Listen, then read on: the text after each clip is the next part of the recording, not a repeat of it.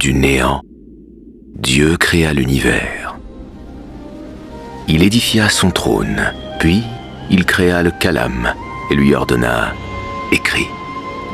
Et le calame d'écrire sur la table gardée tout ce qui allait se produire jusqu'au jour de la résurrection.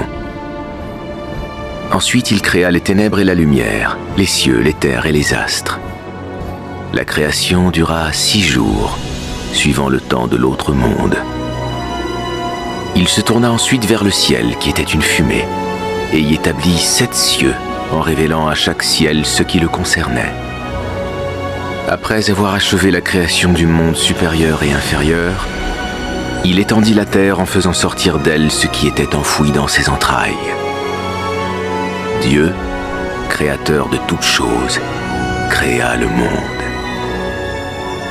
Il créa alors une troupe d'anges de sa propre lumière qui remplit les cieux, debout, inclinés, prosternés, tous en adoration, sans interruption, devant le Seigneur des mondes.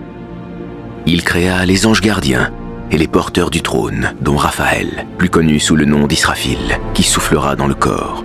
Vint le tour de Gabriel, son messager, Michael, qui assure la subsistance des créatures, Azraël, l'ange de la mort, Ridwan, le gardien du paradis, Malik, le gardien de l'enfer, Munkir et Nakir, les interrogateurs de la tombe. Après avoir créé les anges, Dieu créa les génies d'un feu subtil, dont Iblis était le commandant. Iblis s'appelait alors Areth ou Azazel. Azazel était le plus fervent adorateur du Tout-Puissant. Il s'était consacré au service de Dieu pendant un grand nombre d'années, sans jamais se révolter. Les génies vinrent sur la terre et eurent un empire. Ils semèrent alors la corruption sur la terre et se révoltèrent contre Dieu. Le Seigneur leur envoya alors Iblis à la tête d'une armée d'anges et chassa les génies qui se retirèrent vers des îles lointaines. Lorsque l'empire du monde appartint à Iblis, l'orgueil et la fierté emplirent son cœur et il dit « Qui est semblable à moi dans les cieux et sur la terre ? Moi qui ai servi Dieu dans chaque ciel pendant 300 ans et qui ne me suis jamais révolté.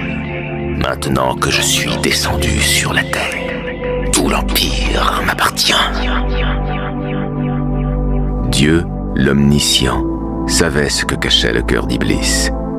Dieu annonça ensuite aux anges « Je vais établir sur la terre un vicaire. » Les anges, voulant saisir la sagesse de cette décision, demandèrent « Vas-tu placer quelqu'un qui sèmera la corruption et fera couler le sang, quand nous sommes là à te sanctifier et à te glorifier ?»